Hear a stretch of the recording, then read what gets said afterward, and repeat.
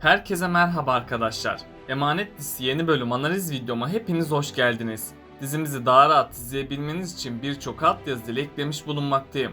İstediğiniz altyazıyı videonun sağ altyazılar kısmından seçebilirsiniz.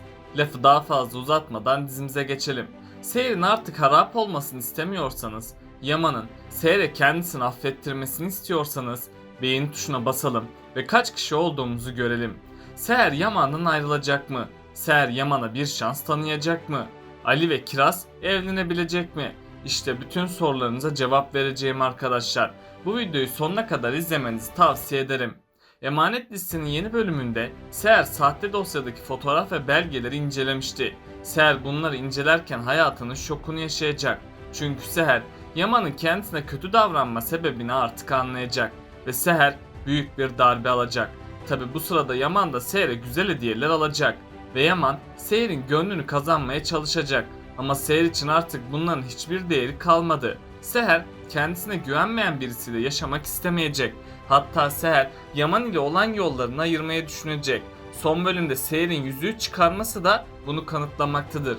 Bu yüzden Seher Yaman'a boşanma davası açacak. Ama Seher bunu başaramayacak. Çünkü Seher Yusuf'un bu olaylardan üzülmesini istemeyecek. Yani Yusuf sayesinde Yaman ve Seher ayrılmanın eşiğinden dönecek. Yaman bu süreçte Seher'i tamamen kaybettiğini anlayacak ve Yaman içten içe bu duruma çok üzülecek. Ama Yaman'ın elinden hiçbir şey gelmeyecek. Yaman çaresizce beklerken Arif Baba ve Cenger yardım edecek. Çünkü onlar Seher ve Yaman'ın tüm yaşadıklarına tanıklık etti. Hatta Seher ve Yaman'ın sorununu çözebilecekler. Seher ilk başlarda Yaman'a bir şans tanımayacak. Çünkü Seher Yaman'ın kendisine yaptıklarını unutamadı. Bu yüzden Seher'in bu travmayı atlatması hali zor olacak. Ama Seher Yaman'ın geçmişini ve yaşadığı sorunları düşünecek ve Seher Yaman'ın bir şans daha hak ettiğini düşünecek. Bu yüzden Seher Yaman'a bir şans tanıyacak. Tabi Yaman Seher'in kendisini affettiğini görünce çok sevinecek. Çünkü Yaman Seher'i canından çok sevmektedir. Zaten Yaman Seher'i kaybetme korkusu yaşıyor. Bu yüzden Yaman ve Seher yeniden bir araya gelecek. Hatta Seher ve Yaman'ın evliliği gerçeğe dönüşecek. Seher Yaman'ın yaşadığı travmaya da bir çözüm bulacak. Çünkü asıl problem buradan kaynaklanmaktadır. Yaman'ın annesi onları bırakmasaydı belki de Yaman'da güvensizlik problemi ortaya çıkmazdı. Bu sebeple Seher Yaman'ın geçmişiyle yüzleşmesine yardım edecek. Yaman da Seher'in desteğiyle geçmişiyle barışır hale gelecek. Sultan Ala en son Kiraz ile açık bir şekilde konuşmuştu. Sultan Ala onu Ali'ye layık gördüğünü belirtmişti. Tabi Kiraz da utancından bir şey söyleyememişti. Sultan Ala'nın çalışmaları sonucu Ali ve Kiraz bir araya gelecek. Bundan sonra Ali Kiraz'a olan duygularını fark edecek. Hatta Ali ilk başta Kiraz'a duygularını itiraf edecek. Sonrasında da Ali Kiraz'a evlenme teklifinde bulunacak. Kiraz da ilk başta çekimser davranacak. Çünkü Kiraz kendisinin Ali'ye yakışmadığını düşünecek. Ama Ali Kiraz'ın bu düşüncelerini öğrenecek ve Ali Kiraz'ı ikna etmeyi başaracak. Yani artık Ali ve Kiraz da evlenmiş olacaklar. Yaman Seher'le hayatına yeni bir başlangıç yapmak isteyecek. Çünkü Yaman Seher'siz yapamayacağını fark etti. Bu yüzden Yaman bu süreçte tüm hatalarını telafi etmeye çalışacak.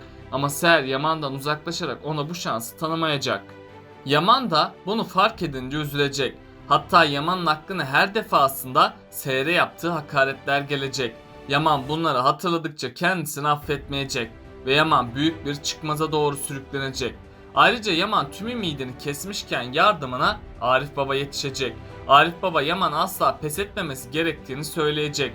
Hatta Arif Baba bundan sonra mücadele etmesi gerektiğini belirtecek. Yaman da bu sözler üzerine yeniden çabalamaya başlayacak. Seher de bu süre boyunca Yaman'dan uzak duracak. Ama diğer yandan da Seher'in kalbi Yaman'a güvenmesi gerektiğini söyleyecek. Seher tam Yaman'a bir şans verecekken sahte dosya ortaya çıkacak. Çünkü Zuhal hapiste olmasına rağmen Seher ve Yaman'ı ayırmayı planlayacak.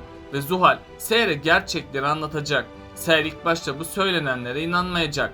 Hatta Seher Yaman'ın yanına gidip sahte dosyadan bahsedecek. Yaman da bunları duyunca iyice telaşlanacak. Çünkü Yaman gerçekleri söylerse Seher'i kaybedeceğini anlayacak. Ama Yaman yine de her şeyi anlatacak ve Yaman Seher'den af dileyecek. Seher bunları öğrenince Yaman'ı terk etmeyi düşünecek. Ama son anda Seher bu kararından vazgeçecek ve Seher Yusuf ve Ziya için konakta kalmaya devam edecek. Seher Yaman ile konuşmasa da gün geçtikçe araları düzelecek. Böylece Seher ve Yaman'ın sahte evliliği gerçeğe dönüşecek. Bundan sonra bir müjdeli haber daha gelecek ve Seher hamile olduğunu öğrenecek. Tabi bu haberi alan Yaman da sevinçten havalara uçacak. Yaman bebeği sayesinde tüm sorunları unutacak. İkbal ise bu haberi aldığı gibi iyice sinirlenecek. Bu yüzden İkbal hem bebeği hem de Seher'i öldürmeyi planlayacak. Bahçıvan da İkbal'in bu planlarını görecek ve Bahçıvan bu hain plana canı pahasına engel olacak. Ayrıca Bahçıvan sayesinde Yaman İkbal'in gerçek yüzünü görecek. Bundan sonra İkbal yaptıklarının cezasını çekecek. Kiraz ve Ali arasında gün geçtikçe bir yakınlaşma yaşanacak. Çünkü Sultanala sayesinde Ali Kiraz'a duygularını itiraf edecek. Kiraz da Ali'yi sevdiği için ona bir şans tanıyacak. Bunun üzerine Kiraz ve Ali evlenme kararı alacak.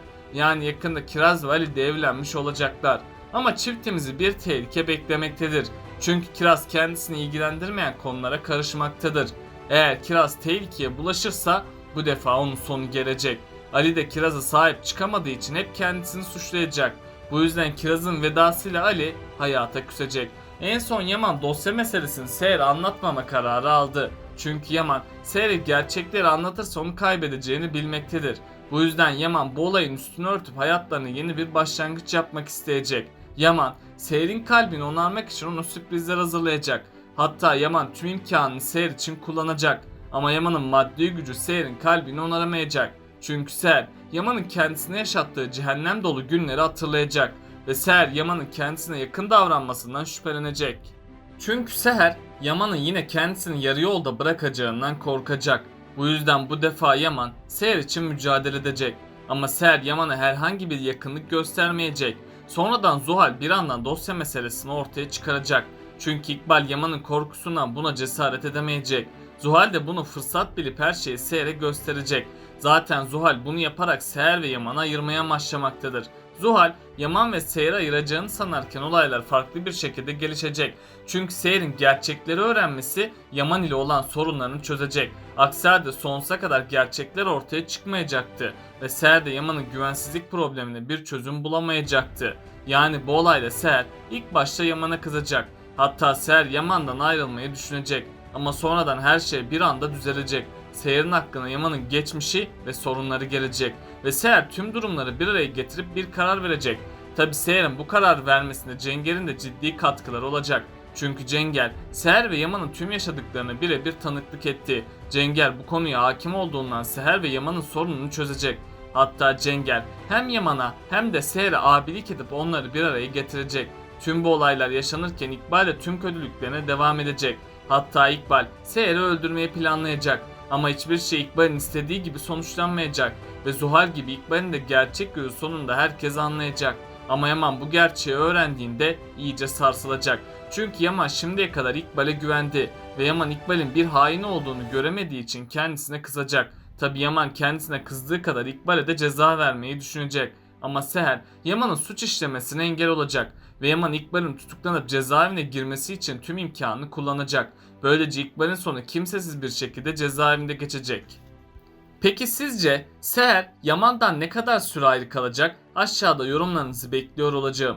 Böylelikle bu bölümümüzün de sonuna gelmiş bulunmaktayız arkadaşlar. Beni desteklemek için yorum atmayı, videomu beğenmeyi ve kanalıma abone olmayı unutmayın arkadaşlar. Hepinize teşekkür ederim. Kendinize çok iyi bakın. Hoşça kalın.